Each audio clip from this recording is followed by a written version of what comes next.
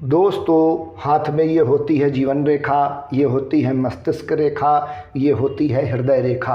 हाथ में अंगूठे के पास यह होता है निम्न मंगल का पर्वत और हाथ में हृदय रेखा के ठीक नीचे यह होता है उच्च मंगल का पर्वत। ग्रहों में मंगल ग्रह को हथेली में 2 जगहों पर स्थान दिया गया है, बाकी सारे ग्रहों को हथेली में सिर्फ एक जगह स्थान दिया गया है।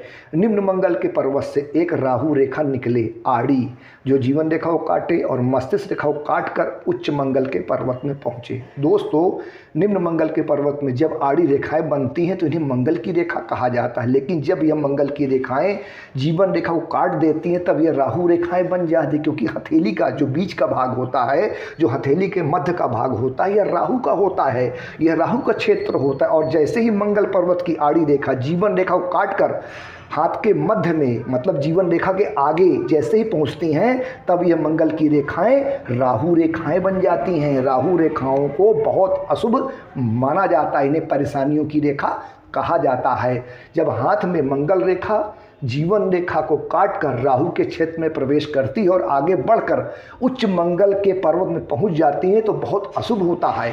यहाँ हाथ में मंगल और राहु का मिलन हो रहा है। मंगल और राहु के संबंध से अंगारक योग का निर्माण हो रहा है। पामेष्टि में मंगल और राहु के संबंध को बहुत अशुभ और घातक माना जाता है। निम्न मंगल के पर्वत से निकलकर उच्च मंगल के पर्वत में पहुंचने वाली इस रेखा को मार्केस की रेखा कहा जाता है। मार्केस का मतलब मारने वाली रेखा। यह रेखा अत्यंत अशुभ होती है। यह रेखा जिस भी जातक के हाथ में बनती है, ऐसे जातक के ऊपर दुश्मनों के द्वारा, शत्रुओं के द्वारा प्राण घातक हमला होता है ऐसे जातक के ऊपर, और इस हमले से जातक की मृत्यु भी हो सकती है। इसलिए इसे मार्केस की रेखा कहते हैं, मतलब मारने वाली रेखा कहते हैं। हस्तरेखा शास्त्र में ऐसे लोगों के शत्रु दुश्मन बहुत होते हैं और प्रबल दुश्मन होते हैं, चिढ़ने वाले बहुत होते हैं। इनसे कारण कुछ भी हो सकता है। शत्रु की पीड़ा का बार बार इन्हें जीवन में सामना करना पड़ता है और दुश्मनों के द्वारा इनके ऊपर कोई बड़ा प्राण घातक हमला होता है और इस हमले से जातक की मृत्यु भी हो सकती है, प्रबल संभावना।